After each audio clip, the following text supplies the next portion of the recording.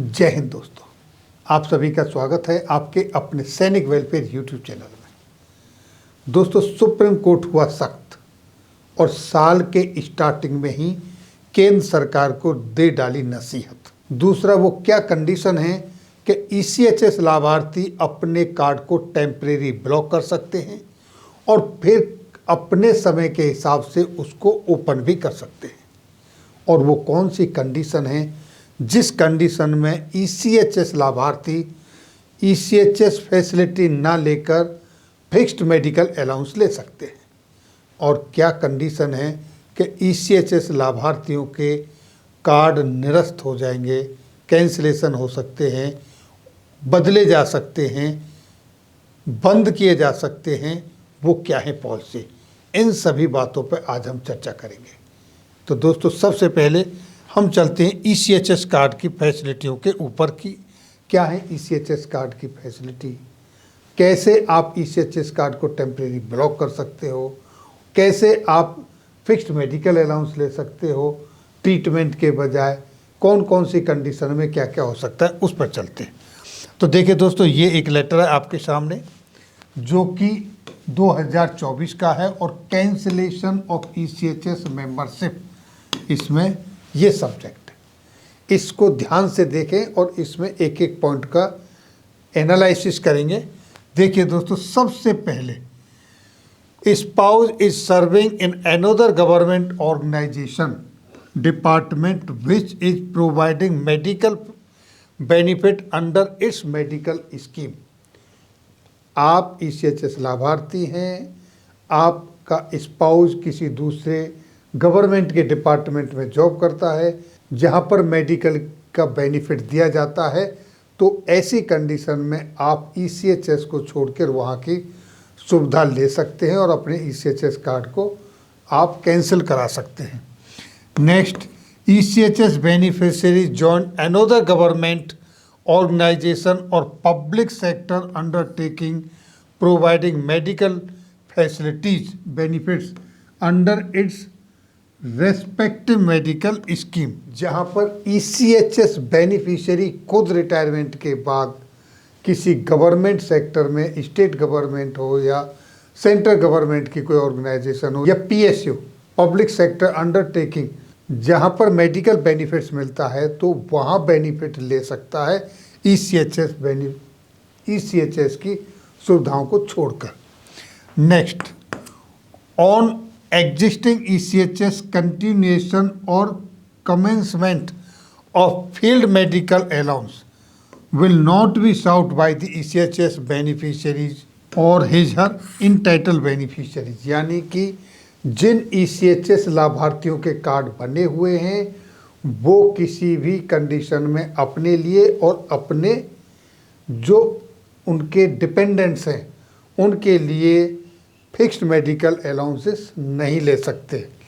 और नेक्स्ट, अब देखिए पहले पैराग्राफ पे, प्री 2003 वाले जो पेंशनर्स हैं उनके पास ये ऑप्शन है कि वो फिक्स्ड मेडिकल अलाउंस ले सकते हैं ईसीएचएस बेनिफिट की जगह पर। जहां पर ट्रीटमेंट की फैसिलिटी है उसको छोड़कर वो फिक्स्ड मेडिकल अलाउंस जो बनता है वो ले सकते हैं। नेक्स्ट पॉइंट जो कि सबसे इम्पोर्टेंट है, however with respect to temporary exit from ECHS scheme necessary guideline has already been issued by ECHS का एक लेटर है जो 15 जून 2022 को जारी किया गया था कि आप किस तरीके से ईसीएचएस के जो बेनिफिट हैं वहाँ से कैसे एग्जिट कर सकते हैं, निकल कर जा सकते हैं। आप टेम्परेरी अपनी जो ईसीएचएस की फैसिलिटीज़ हैं उनको ब्लॉक कर सकते हैं। ये कंडीशन है। ये कंडीशन कहाँ है? ये लेटर 2022 का था, तो इस लेटर में है। ये देखिए दोस्तों, ये है वो 15 जून 2022 का लेटर, जहाँ पर ये सब्जेक्ट देखिए, safe custody of 64 KB ECHS card due to temporary exit from ECHS scheme. ECHS scheme से आप टेम्परेरी रूप से बंद कर सकते हैं, इसको ब्लॉक कर सकते हैं, इससे बाहर आप निकल सकते हैं। और ये सेफ कस्टडी है, यानी आप निकल जाएंगे लेकिन आपकी सेफ है वो जगह, आप फिर से उसमें वापस आ सकते हो। ऐसी कंडीशन है। वो क्या कंडीशन है? A number of ex serviceman take post retirement employment with central government, state government, public sector. Retirement के बाद आप तीनों जगह पे, चाहे राज्य सरकार हो, चाहे केंद्र सरकार हो, चाहे पब्लिक सेक्टर अंडरटेकिंग हो, वहाँ पर ज्वाइन कर लेते हैं और वहाँ पर आपको फैसिलिटी मिलती है सारी मेडिकल की। तो आप उन फैसिलिटीज़ को लेना चाहते हो, आप उनको ले सकते हो। तो उस कंडीशन में आपको अपना जो ECHS कार्ड है उसको टेम्परेरी बंद करना पड़ेगा, उसको ब्लॉक करना पड़ेगा। इसके लिए मोटे शब्दों में बता रहा हूँ, आप देखिए, ये एक फॉर्म है, appendix A, request for safe custody of 64 kb ECHS card due to temporary exit from ECHS scheme.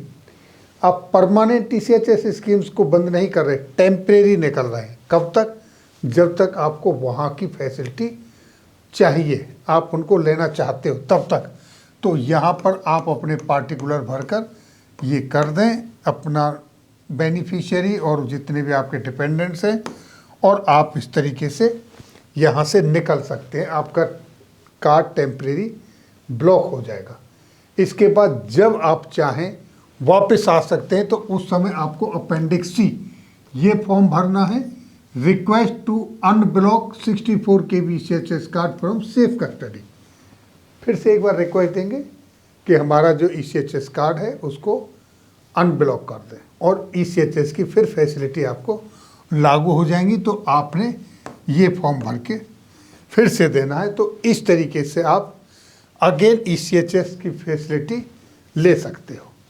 इसके बाद आगे देखते हैं सुप्रीम कोर्ट की उस टिप्पणी के ऊपर जिसमें कहा कि सुप्रीम कोर्ट केंद्र सरकार के प्रति क्यों सख्त हुआ, क्यों उसने ऐसी टिप्पणी दी। ये 7 जनवरी 2025 की खबर है, यानी 2025 साल की पहली खबर है। यहाँ पर कहा है, don't drag armed forces personal in unnecessary legal battles, यानी अननेसेसरी जो कानूनी लड़ाई है उसमें आप सशस्त्र बलों के जो जवान हैं, पूर्व सैनिक हैं, उनके परिवारजन हैं, उनको ना खींचें। ये हिदायत दी है सुप्रीम कोर्ट ने सेंट्रल गवर्नमेंट को, केंद्र सरकार को, कि आप छोटे छोटे केसों के लिए जिनके फैसले ट्रिब्यूनल्स में हो चुके हैं वहाँ पर सैनिकों को, पूर्व सैनिकों को, उनके परिजनों को ना घसीटे। देखा गया है कि 3000 से भी ज़्यादा ऐसे केसेस हैं जो पेंडिंग पड़े हुए हैं और आप पूर्व सैनिकों को वहाँ पर घसीट लाते हैं अदालतों में। ये अटॉर्नी जनरल को उन्होंने कहा है। जैसा कि आप यहाँ देख रहे हैं, a bench of justice Abhay S Oka and Ujjal Bhuyan, उन्होंने कहा, called for a policy intervention to address such cases stressing the personnel who have served the nation should not be subjected to unnecessary legal battles। ये कहा है, unnecessary legal battles में आप ना घसीटें पूर्व सैनिकों को, ऐसा कहा है। और देखिए क्या कहा है, the Supreme Court on Monday, यही 7 तारीख को, criticise union government for repeatedly dragged armed forces personnel in their families to the top court over disputes। जितने भी डिसेबिलिटी पेंशन जैसे केसेस हैं, पेंशन से रिलेटेड केसेस हैं, उन सब के ऊपर आप उनको ना खींचे कोर्ट में। सुप्रीम कोर्ट ने बड़ी ही सख्त टिप्पणी की है। सुप्रीम कोर्ट ने कहा है कि देश के ऊपर सेवा करने वाले कम ही लोग हैं, इससे उनका मनोबल टूटता है। और जो आने वाले लोग हैं, जो आने वाला यूथ है सेना में जॉब करने के लिए, उनके ऊपर इसका गलत प्रभाव पड़ता है। इसलिए अननेसेसरी कोर्ट में ना घसीटे। और ये एक वायुसेना के, एयरफोर्स के अधिकारी की डिसेबिलिटी पेंशन की हियरिंग हो रही थी, उसकी सुनवाई के दौरान ये सुप्रीम कोर्ट ने अटॉर्नी जनरल को कहा है। सुप्रीम कोर्ट ने कहा है कि ऐसे मामलों को सुलझाने के लिए नीतिगत फैसले लेने की आवश्यकता है। सरकार को चाहिए कि पूर्व सैनिकों उनके परिजनों के सम्मान में फैसला ले, ना कि उनको सर्वोच्च अदालत में घसीटे। तो ये एक बड़ी ही सख्त टिप्पणी की सुप्रीम कोर्ट ने। पूर्व सैनिकों के जो फैसले, पूर्व सैनिकों के जो ट्रिब्यूनल्स के आए हुए फैसले पेंडिंग पड़े हुए हैं और गवर्नमेंट उनको लेकर एसएलपी डाल देती है, कोर्ट में ले आती है, सुप्रीम कोर्ट तक ले जाती है मसलों को, इन सब को लेकर। तो ये थी जानकारी आज की इस वीडियो में। फिर मिलेंगे आपके वेलफेयर से जुड़ी हुई किसी अन्य जानकारी के साथ अगली वीडियो में। तब तक के लिए जय हिंद, जय भारत।